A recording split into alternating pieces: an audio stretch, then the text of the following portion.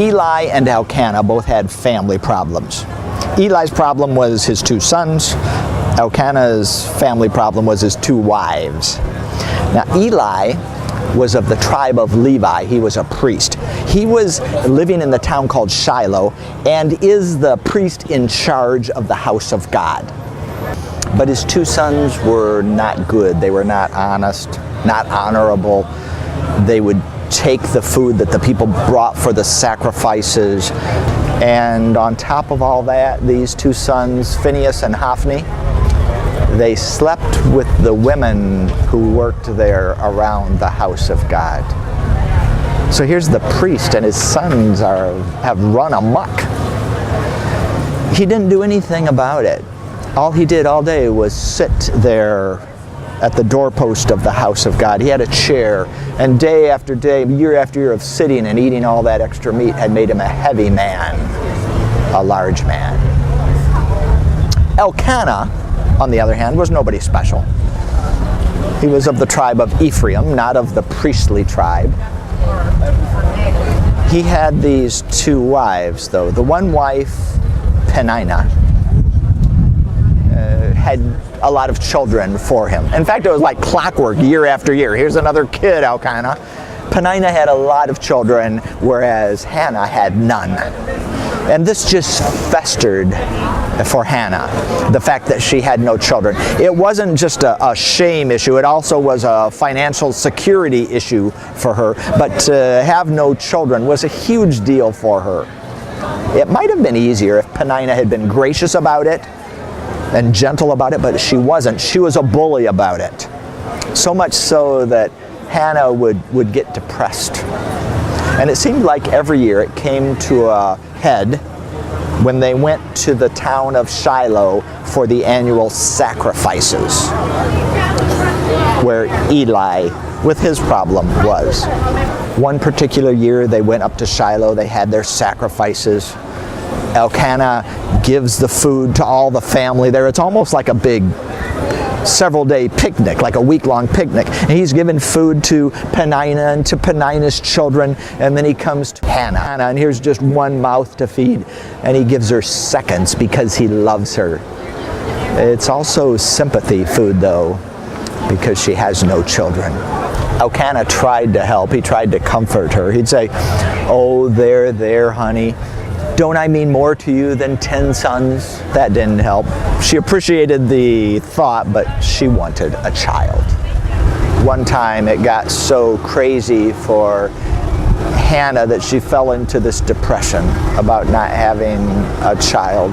She went to the house of God and she's praying, not just a short prayer, but this long prayer. Her whole body's into the prayer. She's sobbing. She's racked with grief over this childlessness, and she's like, "Oh Lord," she cried out, "if you just notice me, if you just see my misery, if you would give me a son,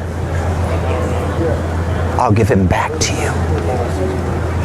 He'll be yours for his whole life. He'll be dedicated to you as one of those special ones." She's praying without speaking the words, just her lips moving, but you can't hear any sound. At the doorpost sat a old fat man,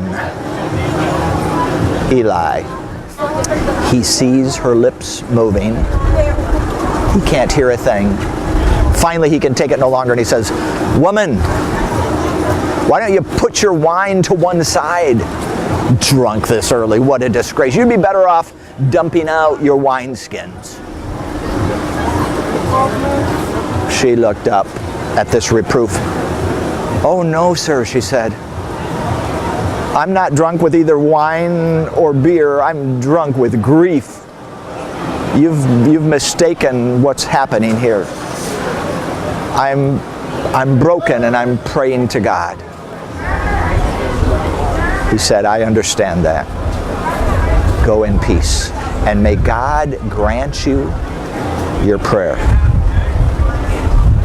Hannah said, "May it be as you say, sir." And the depression lifted from her. A lightness of spirit returned. She went back to where Peninnah and the children and Elkanah were. She ate. They went to sleep that night. The next morning they got up, they worshiped God in the temple, and then they went back to the town they lived in, Ramah. Elkanah did his part. They slept together, and in the course of time, Hannah became pregnant. She conceived a child. The child grew in her womb, and finally came that wonderful day that she had longed for, that she had pled with God for. And she had a baby boy. She took him in her arms. She named him Samuel, because the name Samuel in Hebrew sounds a lot like the words, God heard me. That first year, she didn't go up to the festival at Shiloh with the rest of the family. She said to her husband, no, I'm going to stay here until the child is weaned. Eventually, though, when the child was weaned, they all went together back to Shiloh. Now Elkanah, Hannah, and Samuel come up to Eli, and Hannah says to Eli, you may not remember me, but I'm that woman. That woman you thought was drunk. Remember, you thought I was drunk and I wasn't. I was praying to God for a son, and here he is. But what you couldn't know, Eli, is that in my prayer I said, if you give me a son, I'll give him back to you. So here he is. He's yours, Eli. He's given to the Lord for his whole life. So Eli took the young boy, and he became like an apprentice there in the house of the Lord. Now, he wasn't from the tribe of Levi, so he couldn't be a priest, but he was like a helper there in the house of the Lord. He slept there in the house of the Lord. He was the guy who opened the doors in the morning and closed them at night and lit the lamps and swept the place out. Every year, when Hannah would come back to Shiloh for the festival, she would bring him a new little robe that she had sewn for him. She would give him the clothing that he needed. She continued to care for him, even though he was given over to the Lord. One night, he went to bed. The lamp was still burning. It was just evening. He tucked himself in, and then in the stillness and the darkness, he heard his name. Samuel. He jumped up, ran to where Eli slept, and said, yes, sir, what is it? How can I help you? Eli said, what? I didn't call you. Go back to bed. Samuel trots back to bed, tucks himself in. There in the stillness and the darkness, for a second time, he heard his name. Samuel. He jumps up again, goes to where Eli is. Yes, sir, here I am. How can I help you? Eli said, I didn't call you. What is this? Go back to bed.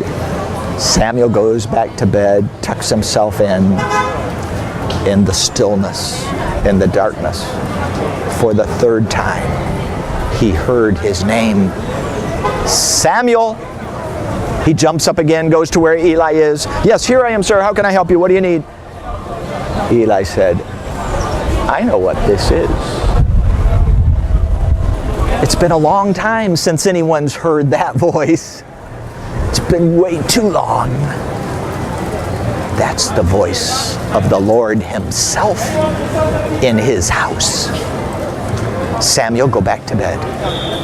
If you hear that voice again, here's what you should say. Say, speak, Lord. I'm listening. Samuel trots back to bed, tucks himself in the stillness and the darkness. Now the fourth time. Samuel, Samuel. He sits up in bed. Speak, Lord. I'm listening.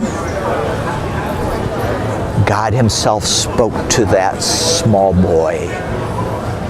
He said, I'm going to tell you something. I'm going to reveal something to you, something that will make the ears tingle of everyone who hears it. Because I'm bringing justice and punishment upon the house of Eli, because his sons disrespected my house, my sacrifices, they disrespected me. And he did nothing about it. Samuel couldn't sleep after that. He just lay in bed until morning. In the morning, he got up, went out to open the doors of the house of God, and Eli was at his normal place there, sitting heavily on the chair. Samuel, he said, come over here. Samuel came over. Eli said to him, did you hear the voice again? Yes, sir.